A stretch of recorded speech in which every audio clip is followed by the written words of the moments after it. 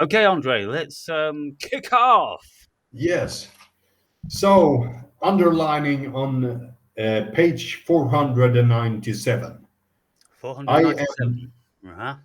I am only thinking, talking, and writing to myself, for myself, and about myself. There is no other than me, myself. Yes, solipsism. It all ends in solipsism because we are a paradox. We are consciousness, investigating, imagining, creating, and playing. Yes, I can relate to that talking point here because when I write, sometimes it's like a it's as absolute of a conversation with myself as it can be, you know.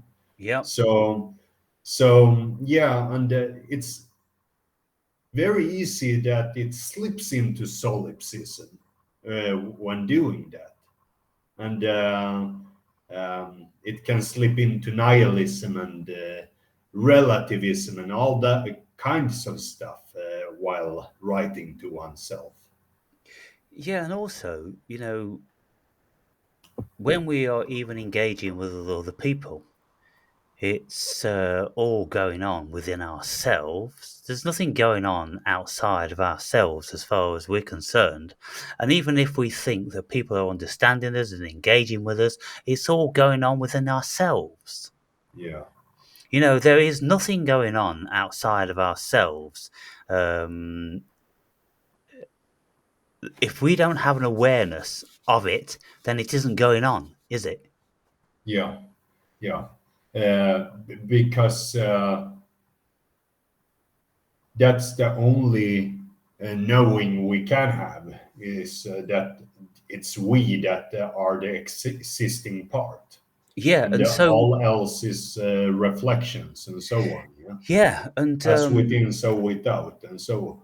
yeah, so with this whole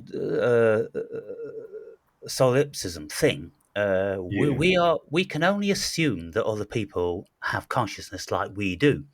We yeah, can't know it. We can never ever verify it. We can no, never get outside of our consciousness and share somebody else's consciousness. So that's one of the things that we can never ever know. So if we can't know that, then it's just an assumption. And the only way that we assume that somebody has consciousness like us is because they will act like us, speak like us.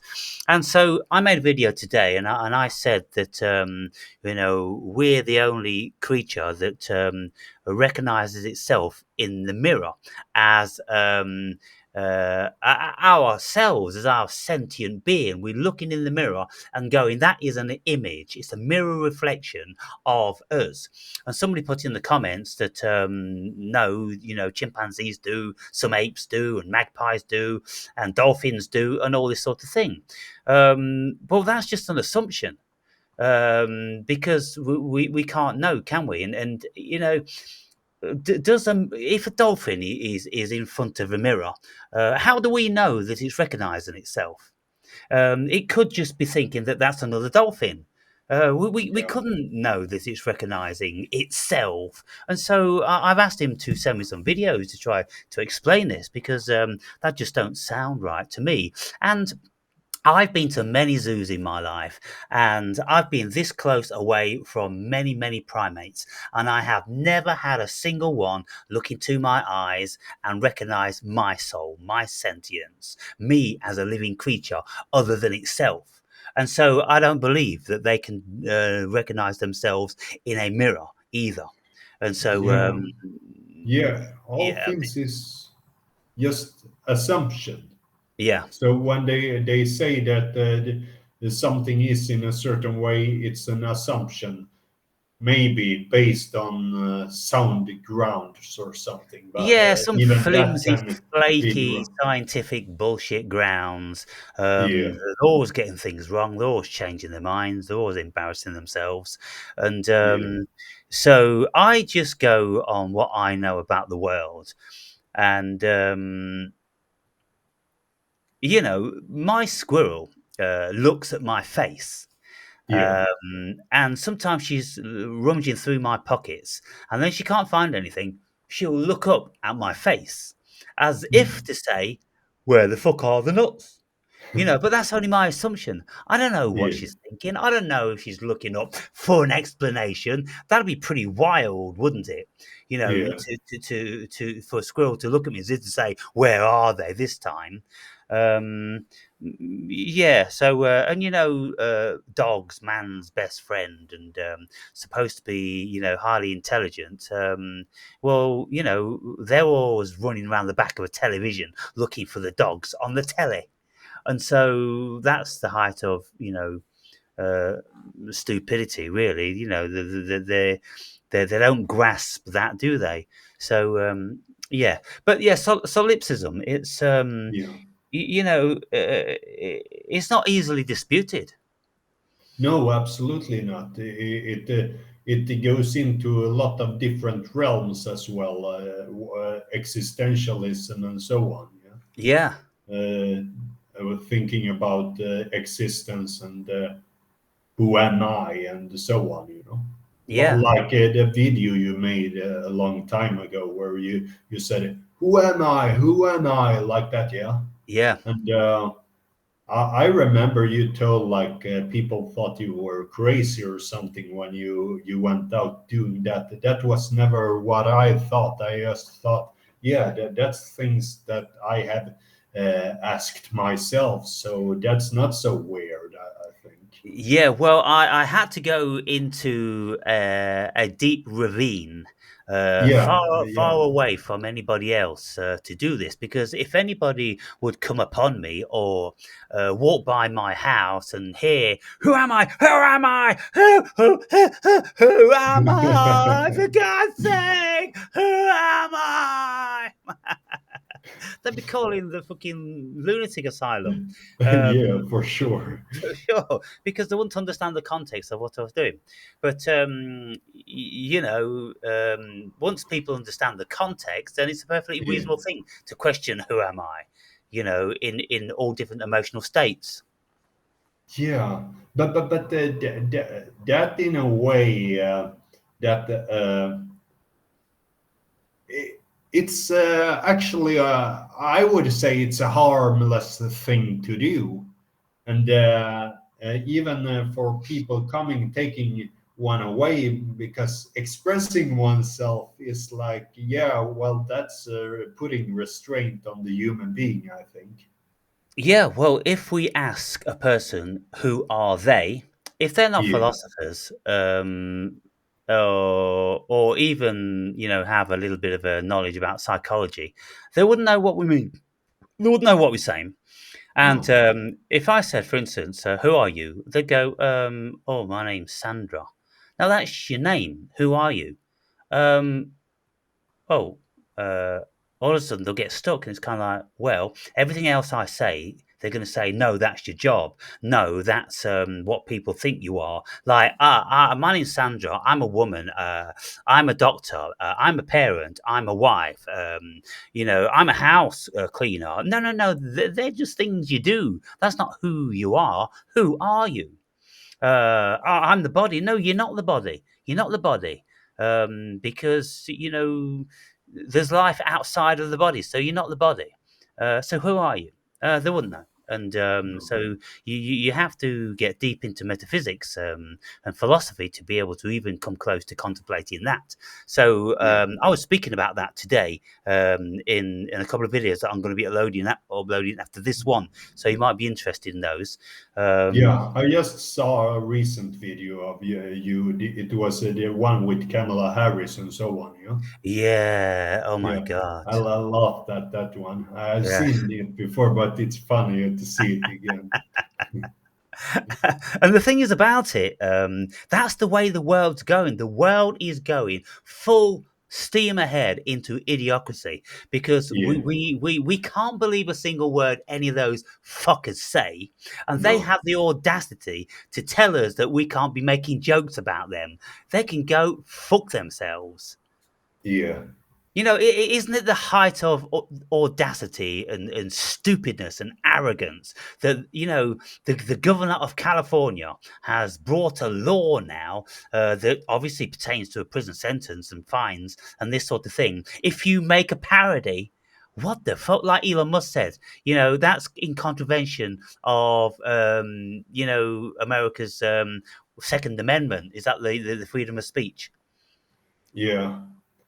So they're breaking all those things Yeah, down. Yeah. they're breaking the Constitution. It's shocking. They are a Yeah. shocking laughing stock Yeah. when because they're such in a panic. They're even breaking or trying to break the Constitution of America, trying to tear down what the founding fathers put in place, and everybody swears by with a hand on their heart. And these Yeah. twats are trying to make rules against it. Yeah. Fucking idiots, man. Yeah. Like all the revolution, it has come from above. Uh, so yeah, they are the kind of people that they want to trigger a form of revolution, but there is such a tension between the different parts right now there.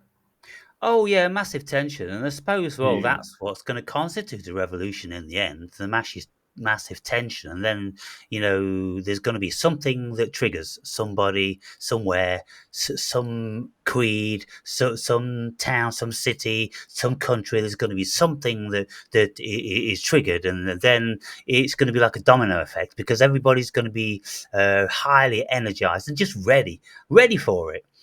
I Yeah. mean, can you imagine like the whole of Europe with all these, swarthy skinned folk coming Yeah. into our countries? Well, everybody's blood is almost boiling. It's not going to take much more. No. Yeah, No. so solipsism, yeah, I mean that's a fascinating subject to cover, and you see, if we go a little bit further with solipsism, and we say, well, look, uh, everything is supposed to be all one, as Yeah. far as you know, many of the ancient philosophers and Gnostics, have reckoned. If everything's all one, then it is solipsism, isn't it? Yeah. We're, Yeah. we're, we're, we're all one. Absolutely. It's one thing. We just think we're separate, but we're not. It can't be anything else other than solipsism. Yeah. Yeah. Like different part of a greater consciousness, Yeah, or who knows, the only consciousness. yeah. Yeah. So it's a conundrum to go around because it never ends. Yeah, I mean, it's kind of like it just pertains to semantics at the end of the day. Because Yeah. if you were a grain of sand on a Yes. beach and you said to the grains of sand next to you, "I'm a grain of sand. I'm different to you," and they said to you, "You're the same as me. We're the beach." Well, it's just Yeah. words, isn't it? It's just semantics, whether Yeah. you call yourself a grain of sand or whether you call yourself a beach. So whether you call yourself a shard of cosmic consciousness or whether you call yourself Andre or Aaron. Yeah. Exactly. That's what you gone through before as well. Yeah. And then we take away all the semantics, all the words, and all that kind of stuff. Then And what there's you're left nothing with, left. you're left with oneness. Yeah. So remember, we talked about that before. Yeah. And it's a really interesting thought experiment that it yeah, wonder how far one can think into that, how pure you can scale down everything. In down to the oneness. Yeah.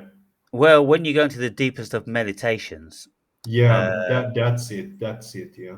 yeah, you see, I've been into this place only once, and it was when I was meditating for about 3 hours, and I was lying in bed. I had earplugs in, and I was on kratom, so I was exceedingly relaxed. I was Yeah. perfectly comfortable, and I went into the deepest of meditation, whereby I entered into the all that there is, the purest state of consciousness without any semblance of a body or my own individuated consciousness. I was in the awareness. It wasn't even consciousness, it was just pure awareness. I was aware, it was aware of itself. And so you can read about this in some of these, very deep esoteric writings and that. And when you've experienced that, well, you know then, because all the things I'm speaking about, I've experienced them. And so therefore, I don't have any qualms, and I can speak with the greatest of certainty because I've personally experienced. And what can we depend on if not our own personal experience? Yeah. Even though our personal experience is very often fallible, we can most certainly not depend on scientists for our own outlook and perspective on the life. We can't just be going taking everyone's word for it because we don't know it. It's just words to us. We have to know these things. How do we know things? We experience them. So yeah, you can do that, but also you can take certain entheogens. On my first breakthrough on DMT, I entered into a realm, and the realm told me that it's all me. It's been me forever and ever and ever, and it will never be anything else but me. And I'm like, fuck. But I felt good about it. I didn't mind. I didn't feel lonely or anything like that. No. It's just like, yeah, it tells you that it's all you.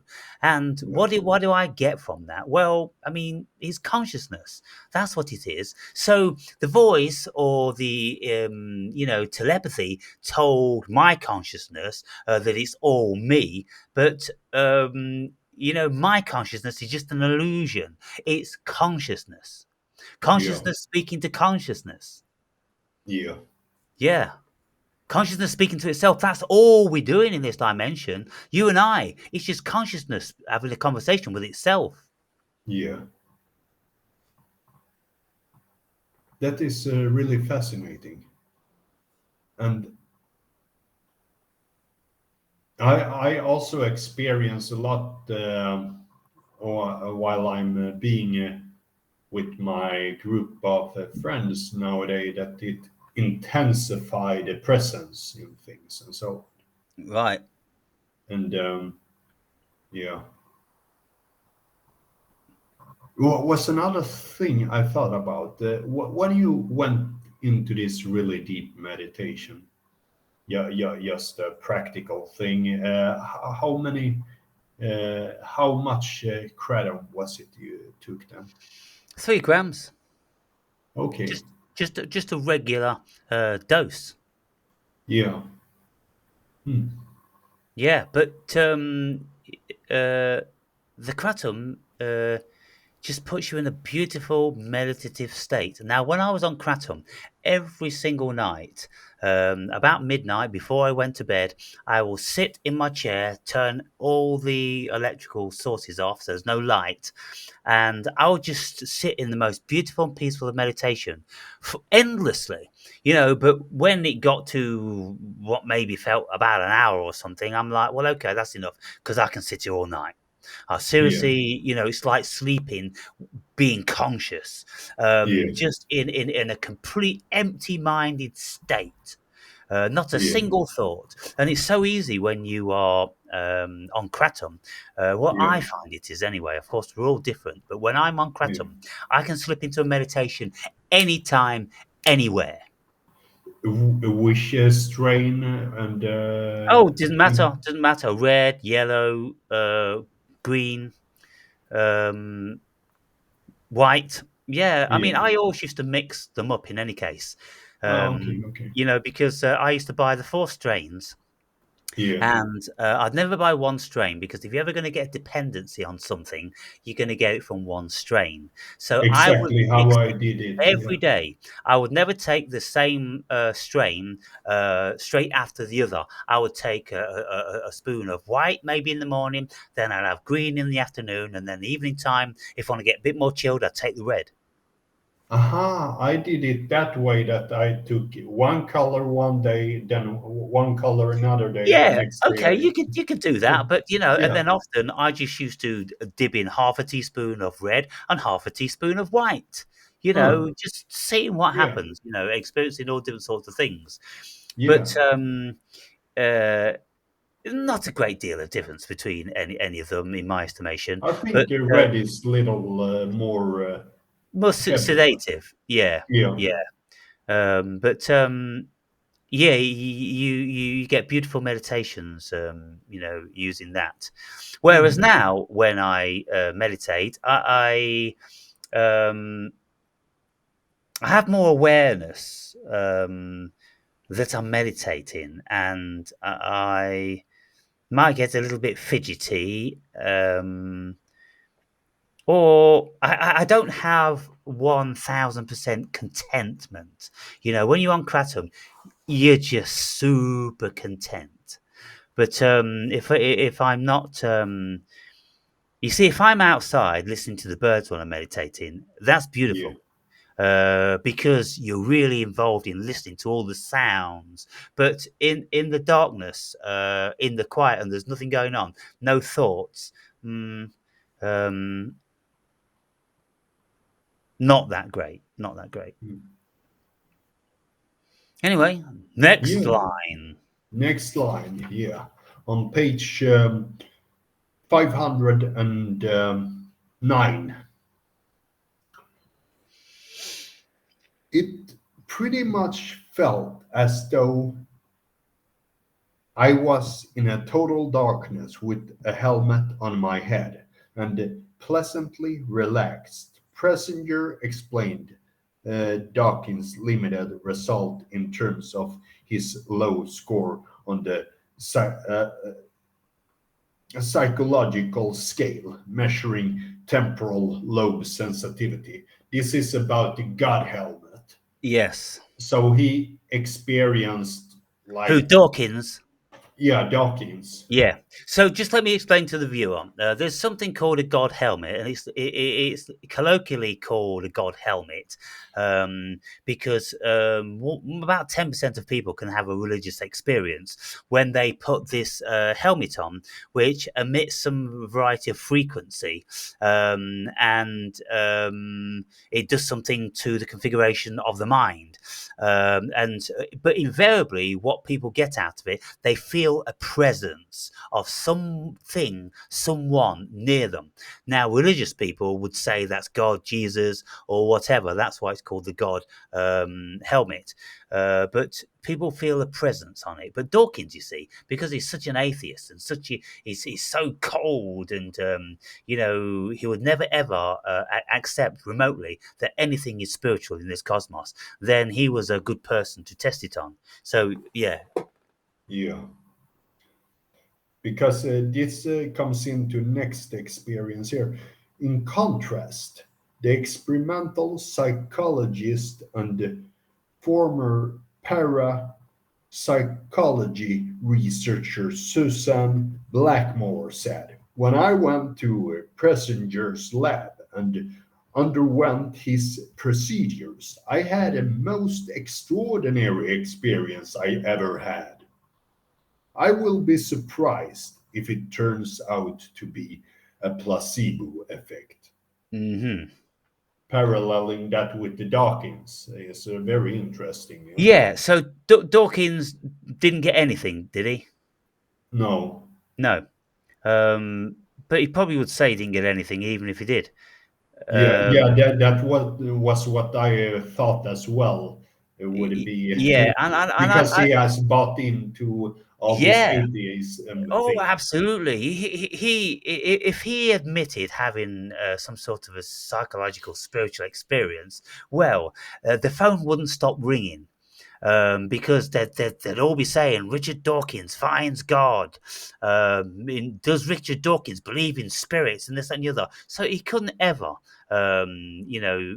after what is he? He's 83 now. So after 50 or 60 years of being this staunch atheist, maybe he'll turn around on his deathbed and tell everyone that he really does believe in God. Yeah, because he want to debunk himself, like he has a big Yeah, because ego. it's his bread and butter. He gets Yeah, invited all over the world to talk about atheism. And if anybody wants a religious debate, then it's Richard Dawkins they call upon. And yeah, so, yeah. But the reason why I included that in the book was because I'm speaking about different varieties of religious and spiritual experiences, how they come about through meditation, through out of body experiences, through religious spontaneous experiences, through entheogens, and then equipment. Equipment, you see, because look, what I said in relation to DMT. I'm like, as far as I'm concerned, DMT could be a god. Because it's super, super intelligent. It's vastly more intelligent than the human being. And you know that. You know you're just a baby in DMT's arms when you take it. You haven't got a yeah, single clue what it's on about or what it's showing you. Um, and so all these avenues which could um, connect us with God or could um, create God in our minds. Now, when we take DMT, is that connecting us with a real place, or is it just creating certain pathways and avenues in our synapses which have never been traveled before? yeah, And if that's the case, how many other avenues and pathways are there potentially? How many new neuronal pathways could we go down and experience aliens yeah, and different cosmoses? yeah, yeah. Because the universe is within, so to speak, as Yeah. without. Yeah. Just closing the window, closing this door. Hmm.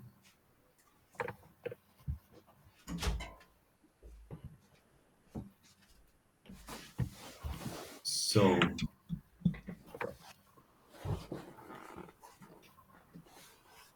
You see, when I included the Tao Te Ching, yeah, because that's such a renowned and powerful spiritual masterpiece, it's yeah, acclaimed very, very high, like the Bhagavad Gita. yeah, And so we need to include these things. If we're talking about consciousness, spirit, religion, we've got to include them. yeah, Because if we don't, there's too many huge gaps. And so, towards the end of the book, I'm looking at Darwinism, origin of species as a hypothesis. I'm looking at the simulation theory as a hypothesis. yeah, I'm looking at the credulity of the Big Bang. And they have discovered that something actually can come out of nothing. So the Big Bang is perfectly feasible now, because when quantum physicists speak about um, uh, gluons, they speak about gluons, and when these gluons are pulled apart, the tension becomes so massive that within the space of the two gluons being pulled apart manifests new gluons. gluons. Does that mean? Gluons. Mm, um, the gluon, it's not my field, of course, because it is very technical physics, but Yeah. the gluon is something that holds something together. It's Ah, the yeah, force. yeah, It's the force yeah, that holds particles together. So yeah, if you've got like the very smallest particles, like quarks, yeah. if you're pulling quarks apart, maybe then the gluons are holding it together, or the force called a gluon is holding it together. But whatever is happening, when particles are pulled apart, then new particles are spontaneously popped into existence, like from another dimension. Hmm. So that book it just speaks about so much stuff. It speaks about science. It speaks about theology, philosophy, psychology, um, religion and spirituality. Just a whole bunch of stuff, man. Yeah, it would be will be interesting to go for read it again with my friends, Yeah. because then if it happens like we have a long list to go through, so it can take some time. Maybe in a year's time we talk about this again, and something else have changed, and so on. Yes, well, you see, the more our knowledge grows about certain things, then the more we're going to understand. And if you're Yeah, speaking with two or three friends and they've got different information, different knowledge about certain things, and some of them may not be familiar with the God helmet, and other people may not be familiar with the Tao Te Ching, and other people may have not taken DMT, but those that have, can bring their experience to the party and make comparisons. yeah, And of course, they will know more about what is being said, the more experience that they have. yeah. So the underlining on page 510, everything appears to be an unfathomable mystery that will keep us guessing forever and a day, as if it were planned to be this way. Whenever one person in an experiment discovers X, someone will contradict their findings and proclaim that X is in fact irrefutably Y. Why? Why? Yeah, and thus discount any previous findings. This seems to be the format which humanity has lived by from time immemorial. There are only a few natural laws under which the universe functions, which cannot yet be refuted.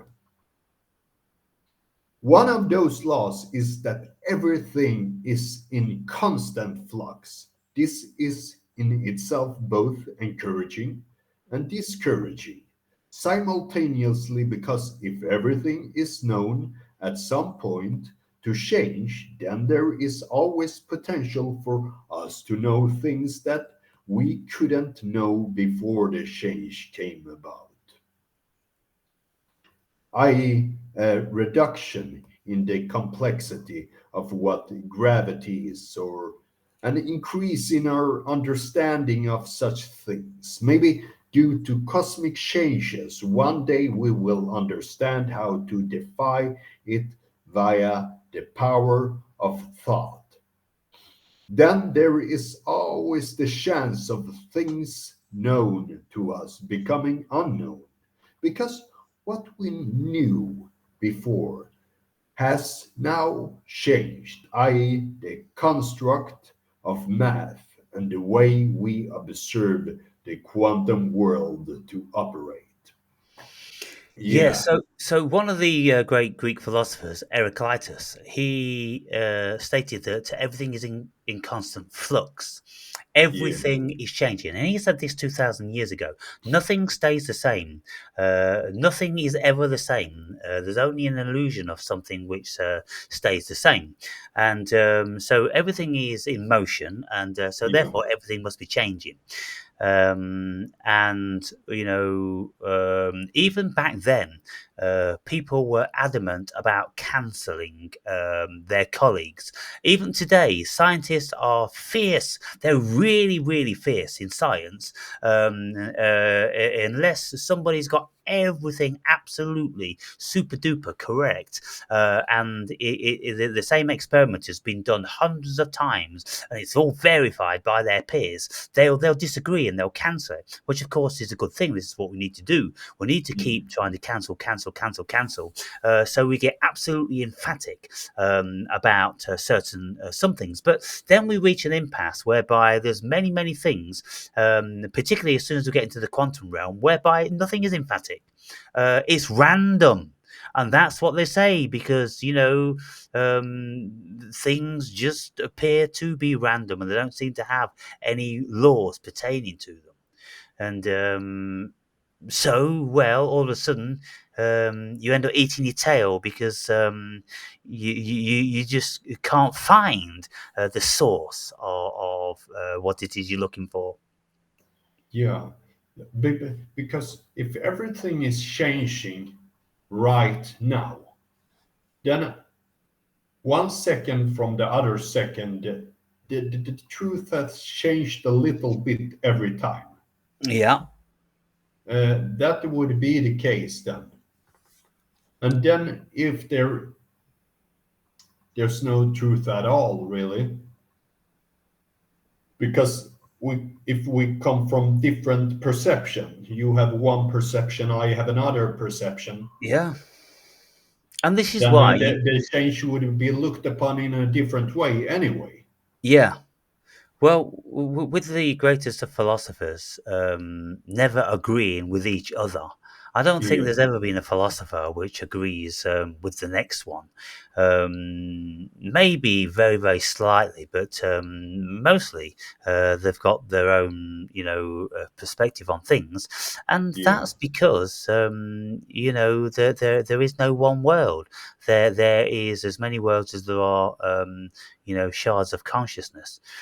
And even within science, there's so much controversy, and there's so much disbelief, and there's so much ridicule and discounting. That's just how it is. And when you look into the science, it's all theory, theory, theory, theory, theory, theory. And so we build our whole worlds on theories because we cannot actually know anything for sure. no, Isn't that bizarre?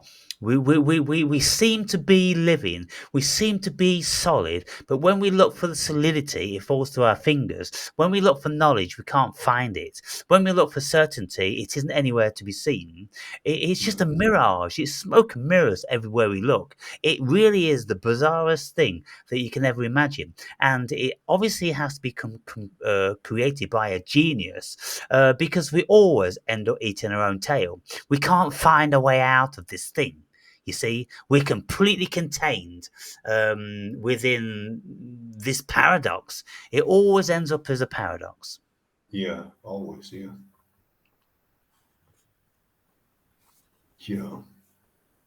It also got me thinking about the Hermetic principles and so on, because that's also where everything is fluctuating, similar to Tao Te Ching and so on. Yeah. Hmm. I find uh, all those principles very satisfying and so on. That everything is a different degree of something. Yeah, Yeah, yeah. I mean, the Hermetic principles. You know, um, they're very sound hypotheses, I suppose. yeah, yeah, You know, the natural laws, but you see, all these natural laws, they pertain to certain circumstances. And so the natural law of the earth, let's say, of gravity, yeah, and um,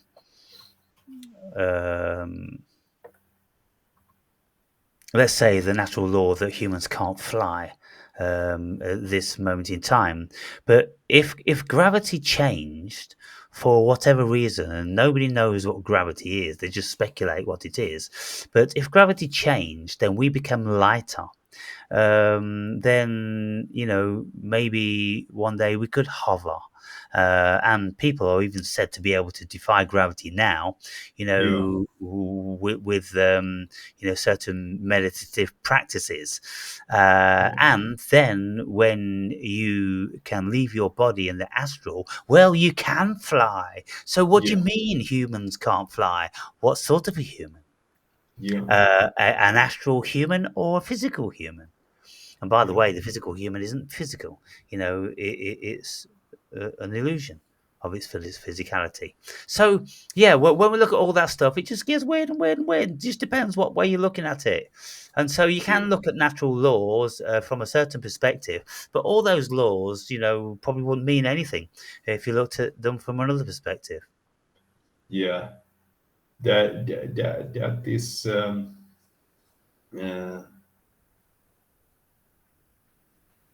so uh, different based on whose perspective the one is looking from all the Yeah, time. Yeah, it kind of breaks everything down in a way, Um, and I think people can slip into great nihilism through all those things. But yeah, I think it's really good to think about them as well, because uh, if one can bear it, then that's great. One has yeah, learned to live with it. yeah. Well, when I listen to scientific debates, there's one that Neil deGrasse Tyson holds. It's been going on now for like 17 years, and he's done every single one of those years. Um, so I don't know whether it's science and non-duality or something like that. Um, but at the end of these debates, um, Tyson asked them, "So, what do you think the future holds? And do you think we'll ever find this? And do you think we'll ever find that?" And they're all like, "Well, we'll keep looking, but who can say? We just don't know." And that's all they're saying. We don't know. We don't know. We don't know. We're theorizing, and we think we're getting there, but we don't know. And Yeah, you know, that's just how it is across the board. And I don't think we ever will know. I don't think we can know. Um, I don't know what that would mean if we did know, if we knew the nature of the cosmos. What would that mean? I think it's a misnomer. I think it's just a human invention. yeah. To even It's consider that things can be known ultimately. Yeah, it is a way to feel safe, Yeah. to keep one's sanity, so to speak. Yeah, to try to make everything around you solid and Yeah, real yeah, when, more and more we learn about science, the more we know that, well, nothing is solid. What is real, Neo? It's just a concept. What's real to you isn't real to the next person. And so, yeah, this is why these scientists have to stay in a very, very close parameter of study. Because yeah, if they start taking in spirituality or philosophy or human psychology and all these different facets of what it is to be a human being, consciousness, God forbid, if they started to take these things into account, then they just have to throw the towel in. We just have to go. We don't know. We don't know. It's just crazy. It's just fucking crazy. But they can live under their own delusions by still considering that things is physical. There is physical matter, and this is what I'm always saying. Well, just come out of your office, Mr. Scientist, and go down the corridor into the quantum physicist office and ask them if there's any physical matter. And then when they say no, there's no physical matter, ask yourself, what the fuck are you doing then? mm, Keep imagining that there's atoms and there's molecules and there's chemicals and there's biology and all this stuff. There's no physical matter here. It's just an yeah. idea. Everything is just ideas. Yeah, the further it goes, it just split down up to so many different things. Yeah, it's like in the past, both astronomy and astrology was like the same, and then it is split into two separate categories Yeah. instead over time. Yeah. And now we've got cosmology because they didn't want anything to do with, the other facets of it. And so, yeah, they keep splitting, splitting, splitting, splitting, splitting. Yeah. And then you look again. Well, why does everything keep splitting all the time? Mm. because it just doesn't have the energy to stay together. Yeah. Yeah. Mm. And you see, when things are scrutinized, they don't have the energy to stay together, do they? It's like Christianity being scrutinized. Now it's split into hundreds of different strains Yeah. because it just doesn't have the traction to be able to hold itself together because it's too flawed. Yeah. So therefore, one party has got to split away and create their own party that they've all got their own beliefs in. And then when some people start to, pick that to pieces, then they'll have to split again and split again. And that's all that's happening because there is no reality. Yeah. It seems to be a function in everything, you know. Yeah, as above, so Splitting below. between human beings, splitting with the ideologies and the metaphysical and science and everything. Yeah. So And it's even like, if we would be in monogamous society, we will find our neighbors to fight with them. You know, if hmm. we wouldn't have the Swadis in Sweden and Denmark, we would fight with Denmark and so on. Yeah, and so when we look at the cells of living things, they split, they split, they split, they split, they split, they split, they split. They just keep growing. When we look at the Large Hadron Collider, well, they are trying to split particles all the time, and they keep finding more and more and more and more particles. Like it's never going to end. And so the questioning is it ever going to end, or by the very act of human beings looking for more particles, is the universe creating them, or is consciousness creating them? Yes, consciousness is the creator. Consciousness creates everything. Look around you. There is nothing that man has made which consciousness hasn't created. Yeah, And we've created our own world and our own dreams. yeah, And even all the trees and the bushes and the suns and the clouds, we've created them because we've coined concepts and names. Because if we didn't do that, then there would be nothing really in existence, would there? yeah, Some people will go, oh, well, the sun would still be there, Aaron. And no, the sun wouldn't be there because there would be no concept for sun, no concept for there, no concept for be. Take all that away, you don't have anything. You have an empty head. yeah. Yeah. So next underlining on page 511. Thinking about anything with a vision of discovering truth, I believe is a sound way to fry one's brain and end up in an institution for souls who ask too many questions about reality. The paradox, of course, is that there isn't a reality. There we go. Yeah, that is kind of what we have talked about this whole chat, so to speak. Yeah. And it is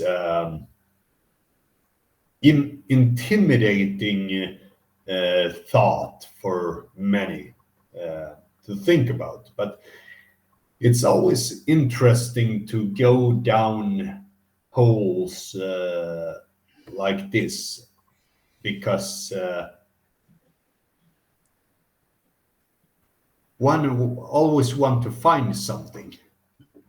Yeah. We're constantly searching, searching, searching. Carl Yeah. Jung wrote one of his earliest books, a very famous book, Man in Search of His Soul. Hmm. And he's saying that man they cannot find his soul, cannot find that level of peace, satiation, tranquility, of knowing, of being settled in something, being settled in something. We can't because The fact of it is, there is really no soul, and I've been making videos about that today. There's no soul. There's no ego. There's nothing here when you dismantle everything. You Yeah. see, we build things up. That's what we do. We build things up by keep adding concepts to an idea. But if we dismantle it by taking away the concepts, then we'll end up with nothing. And so when we look at like the ego, well, what is the ego? The ego is what we would mostly agree is the human operating system. It enables us to gauge and judge and love and hate and be a human being. Yeah. But where is it? Where is it? Well, it's nowhere. And it doesn't. It's not in the brain. Try and find the ego in the brain. You can't. And so, well, when we're born, the ego comes on board at some stage, along with the self. And I was speaking about this in a video. After 49 days, apparently the spirit enters the fetus and gains consciousness, and then consciousness, with the living body, creates the soul and the ego. And the soul is the life force alongside the ego, which is the information. You see, so they're part and part of the same thing. It's like Russian dolls. If you've got the soul, which is the life force of the body, then inside it is the ego, the fiction, the operating Yeah. system, just a program, like a program in a computer. If you say, Yeah. well, where's the program? Give me the program, put it in my hands. Oh no, we can't do that because it's just binary. It's just ideas. It's just zeros and ones. Can't you put the program in my hand? Well, I can put a cute computer chip in your hand, but that isn't the program. The program's in the chip, and then you need the computer to decipher it, and then you need human consciousness to give it life. You see, so the program isn't anywhere outside of consciousness. So looking at the ego, looking at the soul, looking at the spirit, looking at the self, they're very, very powerful things to look at, to build up and then to break down. Because what I've done in my life, I've gone back in human psychology and philosophy and anatomy and biology and whatever you want to do, you look at and you go, well, when does the ego manifest in a human being? And of course, there's variants and grades of that. When does the self manifest?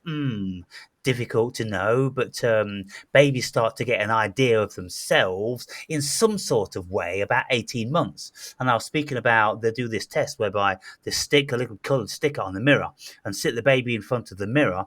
And then when the baby has self-awareness, instead of scratching the dot off the mirror, they will look at it in the mirror and they'll pick it off their heads themselves because they know that that image in the mirror is themselves. But on what level do they know that, Andre? What level do they know that on? They know it on the level that they're looking at something which isn't actually in the mirror. But they've got no concept of mirror. They've not got no No. concept of reflection. And yet they can look at that and intuitively and instinctively know that that dot is on their fucking head and not in the mirror, not on that image per se in the mirror. Yeah. It's bizarre. How does a 1.5-year-old child make that discernment? Where does that come from?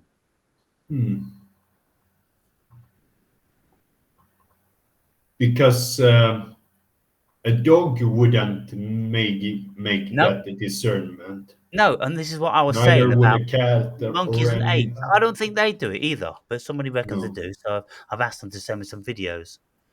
Hmm. Because when I have seen animals looking in the mirror and they take it for being an other Another animal, animal. basically. Yeah, Yeah. yeah. Hmm. Because to Hmm. have a concept of your reflection needs a vastly higher state of consciousness to be able to do that, to be able to know that you are a self. which is separate from everything. It's the biggest delusion on the planet. That delusion comes about at 18 months. It's not a Yeah. reality. But it is a part of the human program, which has to be the case for the humans to survive, to be what we're being. It's a part of the program.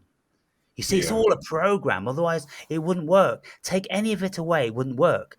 If you take self awareness away, then you've got catatonics. Or you've got, mentally, impaired beings, which they don't know where the fuck they are, and so all of a sudden you just take that speck of consciousness away, which was blessed to the human being at 18 months. Well, some of these people get it taken away. How the Yeah. fuck does that happen? Were they never given it, Andre? Were they never given it as children? Probably they weren't given it. That's what a No. human being would be like without that precious spark of consciousness. They'd all be like, and all be beating off, at the dining table, things like that. Yeah.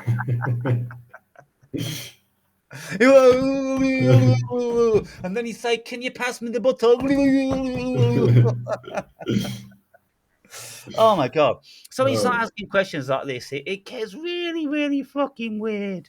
What is yeah. this consciousness, and who the fuck decides when we get it, and who doesn't get it, and when does it get taken away?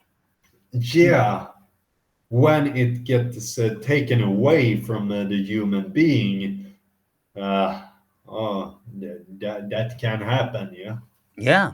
And uh, the creepy thing is if it happened by mass, you know? Oh yeah. Yeah, Well, the whole zombie thing, yeah, when the human being just becomes some sort of rabid automaton, and um, and the whole zombie thing. I was listening to a philosophical debate the other day, yeah, and zombies, by their very nature, so it is written, like to eat brains. They yeah, like to eat human brains. Or why do they like? It's just because that's the story that was told, about zombies. yeah. Um, and yeah, it's very bizarre, isn't it? They are a kind of a depiction of the modern man in a way, also, yeah. Yeah, All yeah, the zombie movies and so yeah. on. Yeah, they're a reflection of the decadence and decay of Yeah, our brains. So it's like we're devouring our own brains internally. Something is eating away our ability to cognize. Have we got this zombie bug within our brains, which is yeah. depleting our ability to think? Hmm. Well, we do have, and because all these people that are transfixed into their phones, well, their minds are atrophizing. Yeah, That they are literally they're gonna get smaller. You get these depictions of aliens with huge brains. Well, the future of the human being is somebody with a tiny little fucking head, like them creatures in Men in Black. yeah, Um, there's one sketch where several of them are sitting in a waiting room, and then one of them asked another one a question, and he gets all confused, and he can't hold the pretense of being a human, and then he shrinks back into what his self is, and it's his tiny little head sitting on top of a body. It's a brilliant sketch if you ever dig that one out. yeah. It was so long time ago I saw it, you know. But Yeah. yeah, the ones I call TikTok brains, you know. Yeah, where's it all going, mate? Where's it all going? Yeah, And they only rely on their phone. They only rely on the first page on Google. That's all they're ever going to go to. They won't go to any books. They won't go inside their own minds. They won't use their own discernment. They simply will not rely on their own discernment, and that is a terrifying thing for the human race. yeah. It's they become weak in their mind and also in their their ability to process pain and all kinds of stuff, Yeah. because they take it up like a soothing thing without even thinking that this is destroying them, making them less. Yeah, well, when they suffer in pain or they can't get their own way, then they become hysterical. Well, it's almost like a zombie. You Yeah, know, I can't get my own way. They can't rationalize with you. They can't rationalize with themselves. They can't look at their own psyche. They can't look at their own psychology to stop yeah, themselves from acting like children. Good God, grown adults that are throwing fucking stupid wobblies like that. yeah, Yeah, I mean, it's not looking good for the human being, to be quite frank. yeah. So here's underlining. In the beginning was the word, and that was just the underlining I draw there, because that is something we all have heard from the Bible, Yeah. but it is telling, because the word is creating everything. Yeah. So that can be used in both uh, nurturing way and in a destructive way, so to speak.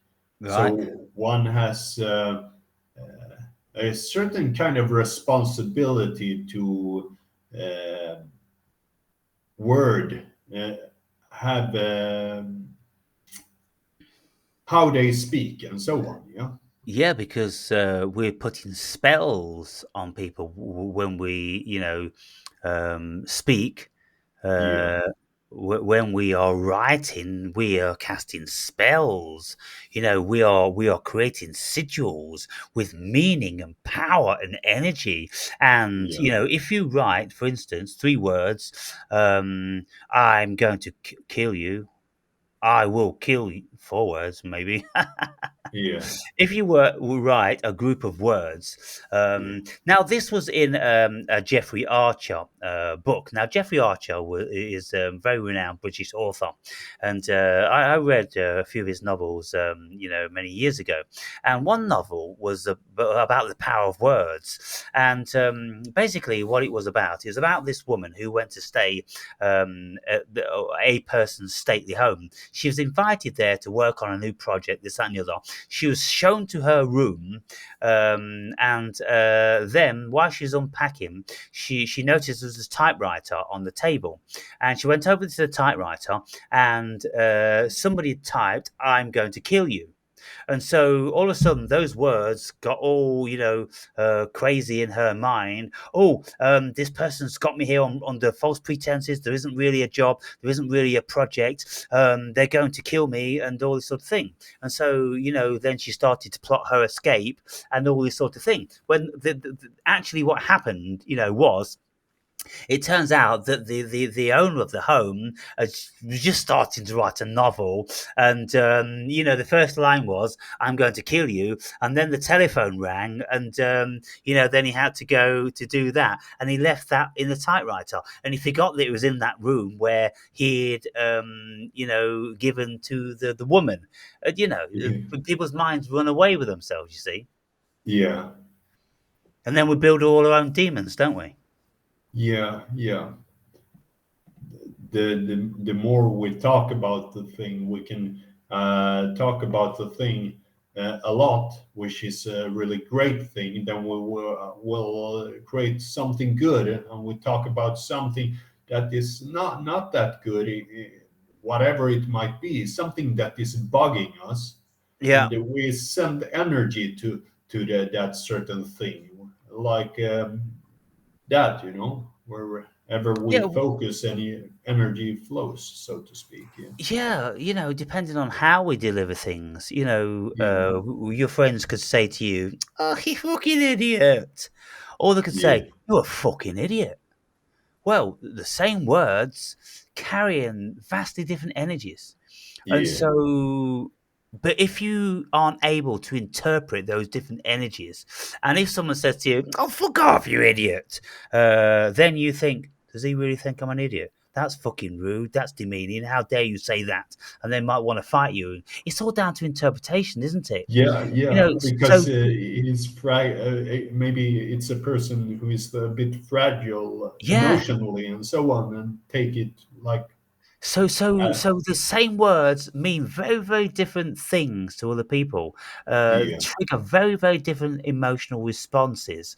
And so how when we, are presented with this sort of thing, are we expected to be able to make any real standardization about this world? yeah, When we're all so very different and we're all interpreting things very different. And what's happening these days is people's differences are starting to come to the surface more and more and more. With the advent of all these facilities we have online, people can express themselves to the whole world.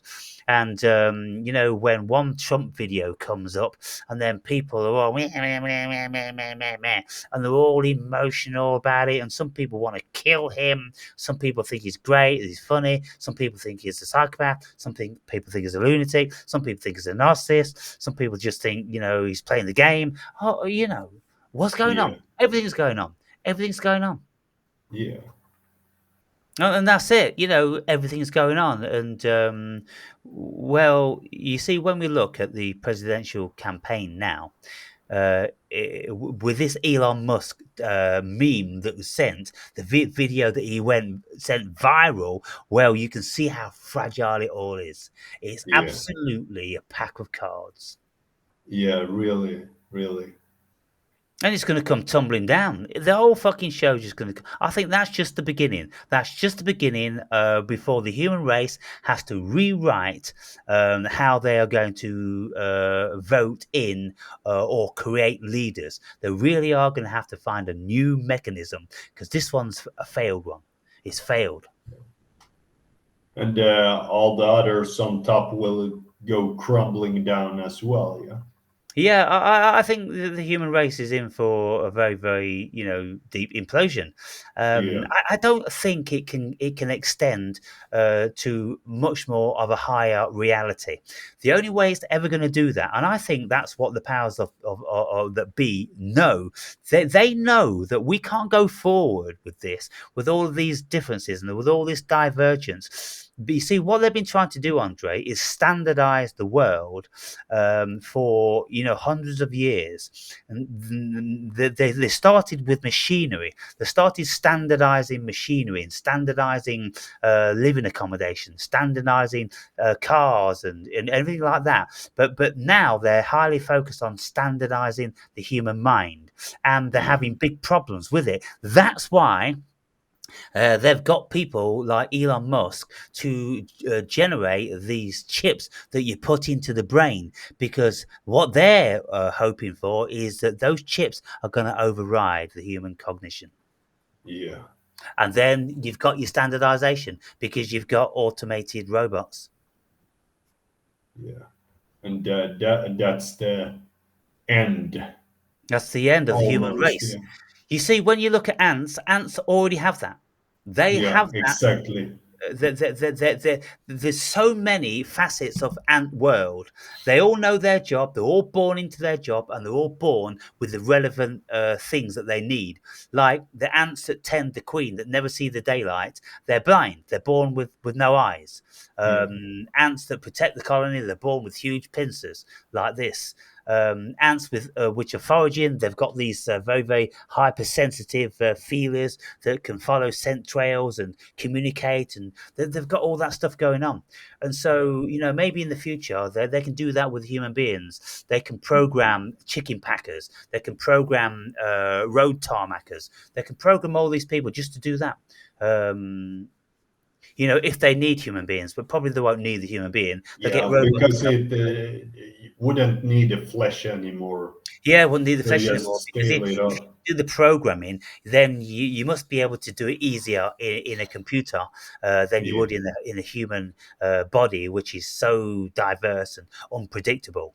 yeah, And so, yeah, I think probably they most certainly want to minimize consciousness. They want to work out how is it that consciousness comes about and try and prevent that from happening.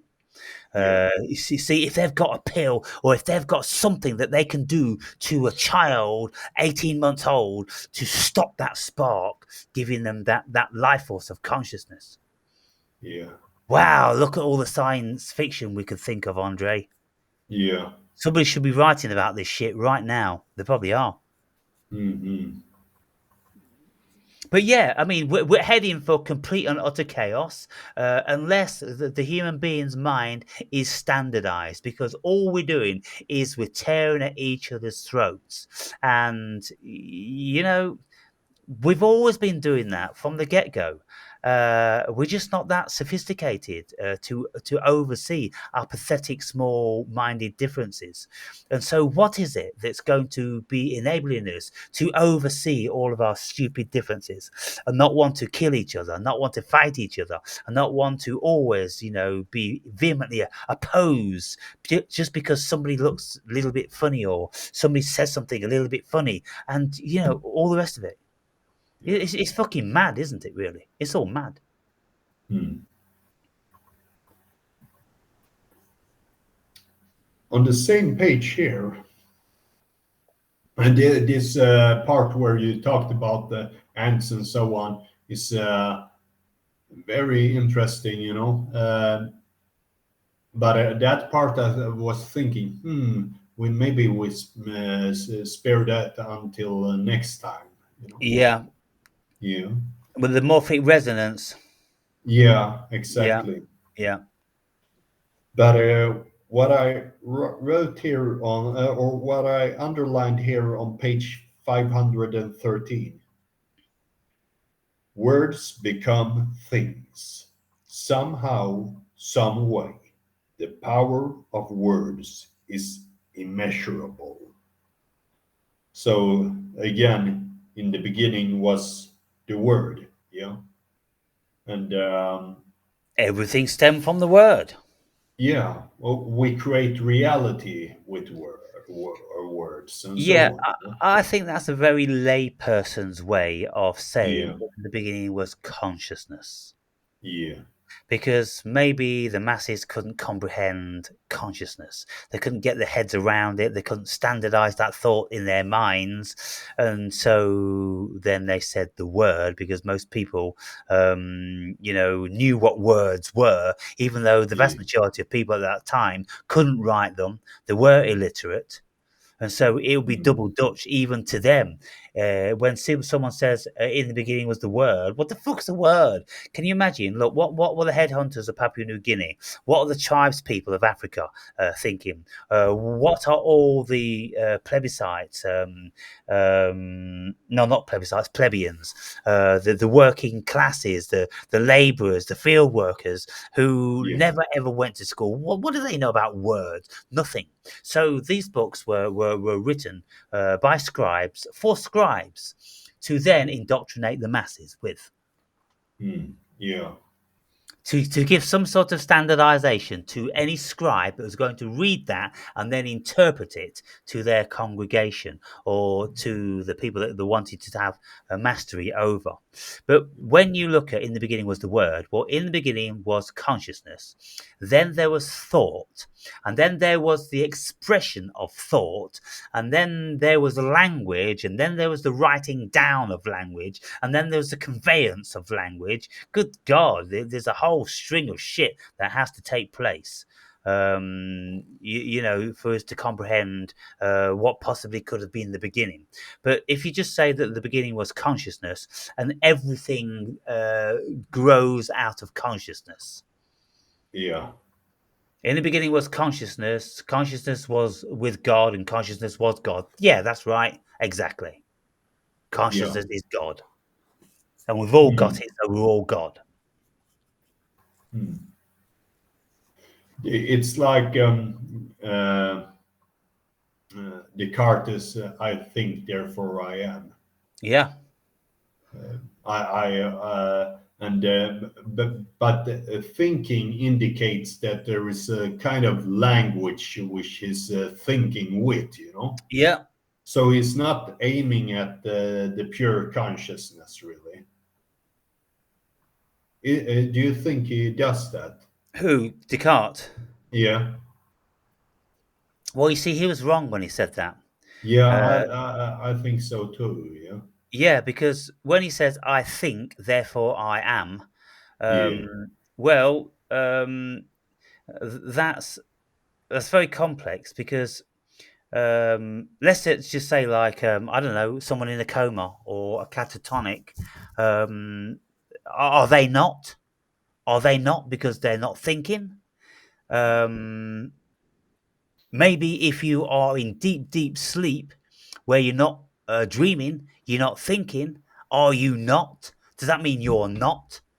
yeah, So and then the Buddhists will say, no, when you are absolutely not thinking, that's when you really are, because that's when you realize what you really are. You realize the essence of what you are, pure consciousness. Because when yeah, you're thinking, you're not, because you are creating a delusion and an illusion, you see. So you're deluding yourself of your own reality because you think, but yeah, your body isn't thinking, your brain isn't thinking, consciousness is thinking, and consciousness isn't in your brain or body. So what do you think about that? yeah. I think that's about right. You know, Yeah, you see, because because if you look at the philosophy of idealism, yeah, then idealism is the hypothesis that everything is mind. It's just mind. There's no yeah, matter. There's no physical realms or anything like that. There's just ideas in consciousness. And this goes back to Platonic's ideas then. He said everything is an idea. And so, people have always wrote about the Platonic ideas because yeah, he said that there's nothing physical in the world. There's just ideas of things that are physical, you know? yeah, yeah, Yeah. yeah, And that's the fundamental root of all existence is just the quantum field of pure consciousness. yeah. Yeah, exactly. That everything is like rational structure within the mind, so to speak, a reason. But even that could be like debunked, so to speak. Well, you see, everything has a program, and when we look Yeah, at all life force, it's got a program in that it has genetics. yeah, A blade of grass knows how to be a good blade of grass. yeah, A buttercup knows how to be a buttercup. A rabbit knows how to be a rabbit. They don't know how to be anything else. They just know how to be those things. And so, what are they? The programs. And so, when you look at the human being, well, the human being knows how to be a human being because that's what it's created for itself. It's self deluded itself into being that. I mean, at the end of the day, we're the only creature that's told ourselves what we are. A rabbit yeah, doesn't tell itself what it is. A buttercup doesn't tell itself what it is. It just is. yeah, But we have this bizarre overextended level of consciousness whereby we can self-reflect and we can ask, what is it that is creating all this? What is it that's thinking all this? Where is it that is thinking all this? And then we can't find it. That's the thing no, about it. We can ask the questions, Andre, but we can't fucking find it, can we? How bizarre is that? yeah. Well, we can build up different depictions and structures in our minds and so on, and idealize those structures and pictures like Plato and Socrates Exactly. did with the state and so on. Yeah, and Exactly. God. So therefore, then, what are we? We are ideas. Yeah. because we can invent a whole myriad of things that we are. Oh, we have an ego, or we are an ego. We have a soul, we are a soul. We have a spirit, we are a spirit. We have a self, we are a self. All these things. When we say, "Oh, I have a self," or "I am a self," "I have an ego," or am the ego." I have an ego, or I am the ego. I mean, because if you take the ego away, then what are you? You're fucking nothing. Yeah. Because you won't exist if you take the ego away. Because the ego is the human operating system. So when people Yeah. say, "I have an ego," you are the fucking ego, you idiots. Yeah. And like some people will say, I want to kill my ego. Yeah, you can't kill your ego because then you would be like, A catatonic, a yeah, completely unresponsive meat bag. yeah, And so therefore you couldn't call that a human being because it's like a light bulb without the electricity. yeah, Yeah. You see, when we say, "Can you turn on the light?" Well, I mean, when if we say, "Can you turn on the light bulb?" We don't ever say, "Can you turn on the light bulb?" do we? We say, "Can you turn on the light?" Can yeah, you make the light happen? Well, how does the light happen? Well, by delivering electricity to the bulb. yeah, But we don't have any consideration for the bulb. We're not interested in the bulb. We're only interested in the light. We're interested in the end result. So turn on the light. And where the electricity's coming down the power lines and into the bulb. We're not interested in any of that. And so with the human being's nothing without the light turned on. And so how does it get turned on? By spirit coming into the human body when it's about 18 months old. yeah, Wow. mm, Well, is it spirit? Because like lots of spiritualists like Buddhists, they say that the spirit actually comes into the fetus 49 days. How on earth they've come up with that figure, who knows? It can only just be pure speculation because I don't know whether there's any solid science on that. And how could they measure whether this spirit, this non physical thing, came into the fetus? It couldn't be measured, could it? So it must be an intuitive thing that someone somehow has tapped into the nature of the cosmos and intuitively knows that. Because at the end of the day, we do intuitively know some very, very powerful things. yeah, But yeah, so where does that reside? Where does the spirit reside? And what part does it play? What actually does it do? You see, the body's already got a life force. It's already got an energy. It's already got a life. It's a living thing. And so from that, the soul could develop. So from the life force, the soul and the ego develop, which create the human operating system. And of course, the soul gives us, our compassion and our love and our emotions and all these sorts of things because they're non-physical things. yeah, So we create non-physical things. We're supposed to be a physical thing, but we create non-physical things. Like we create the ego, we create the soul. Do we create the spirit or what? I'm exhausted already. We don't know anything about it, do we? We just don't know anything. no, And it's all speculation. yeah, it is.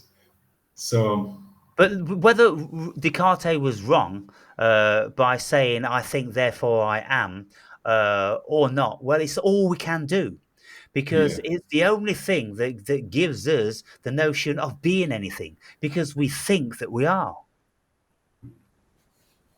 And even though our thoughts are an illusion, or they are a delusion, let's say, because an illusion, it's just like it just says that something is not really what you think it is. But no, we are an actual delusion. We are full-fledged delusion because we are not a human, fleshy, physical body, because none of that stuff exists. So we are consciousness, which creates ideas. So we're an idea, and everything else is an idea.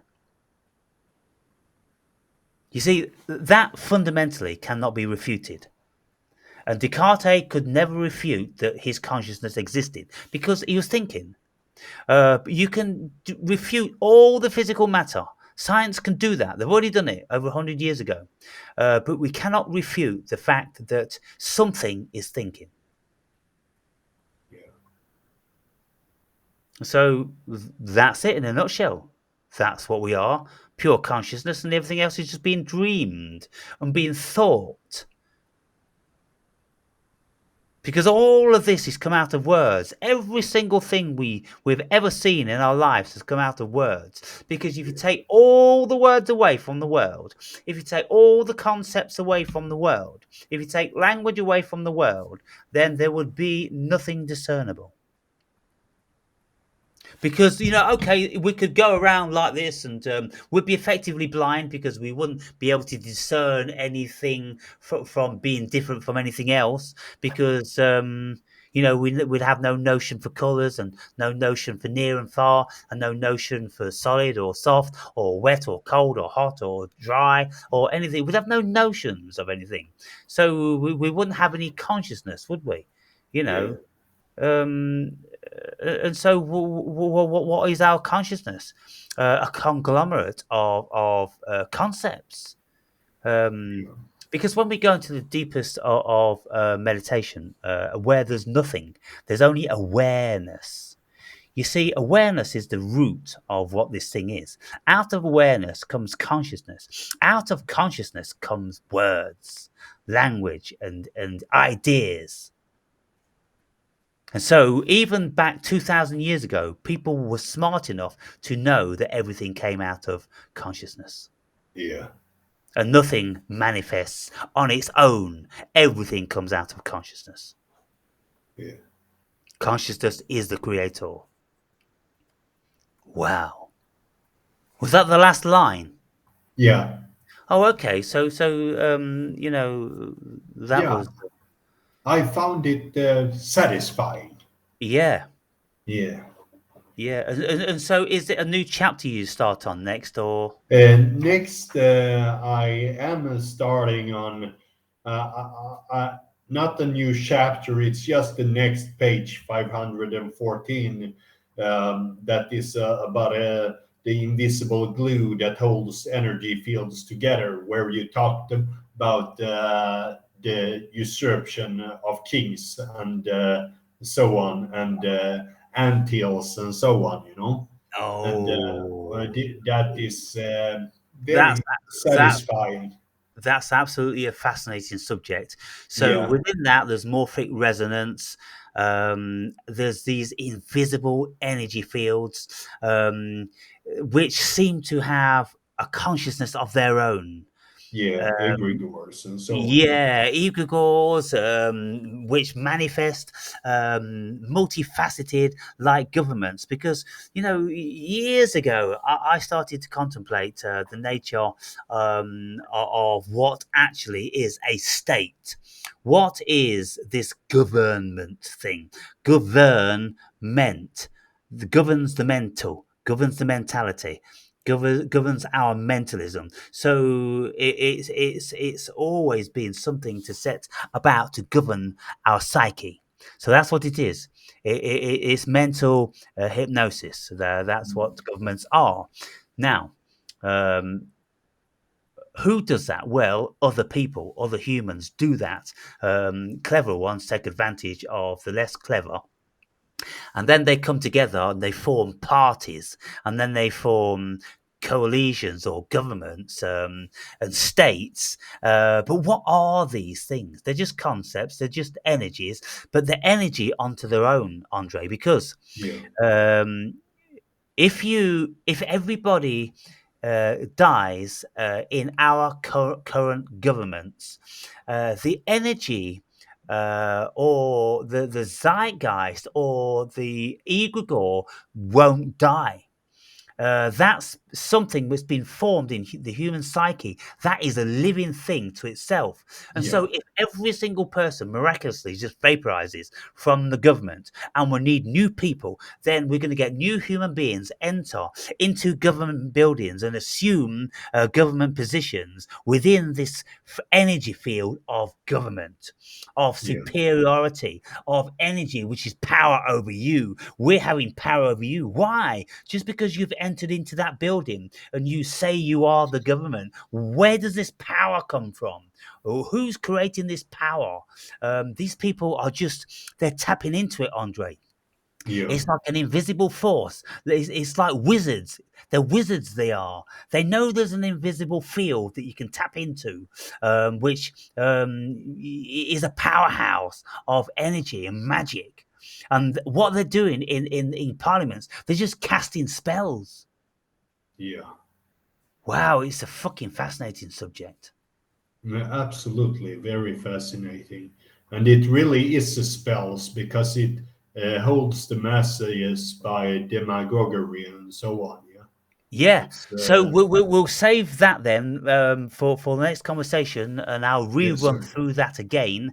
Um, um, so people who are listening to the next video afresh will know what we're speaking about.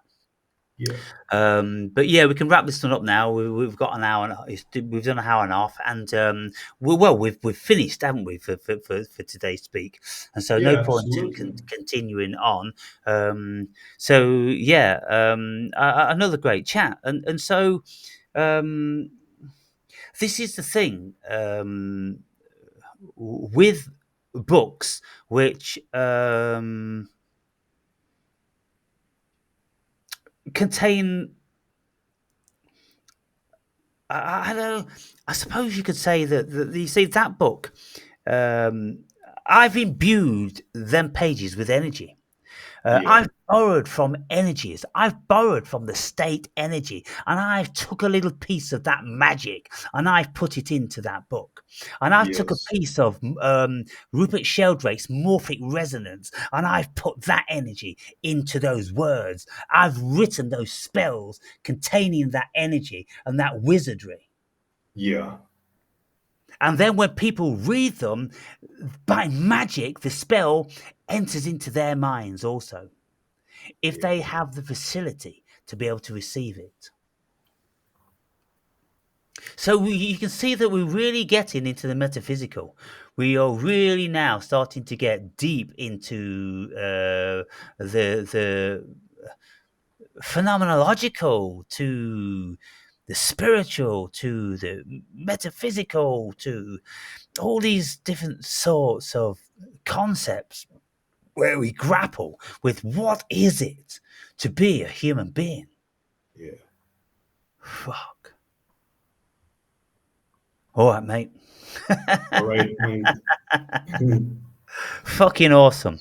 All right, so yeah, like I say, I think you'll enjoy some of my latest uploads. I've got two more which I've just got to put the titles in, and I'm going to bang those up.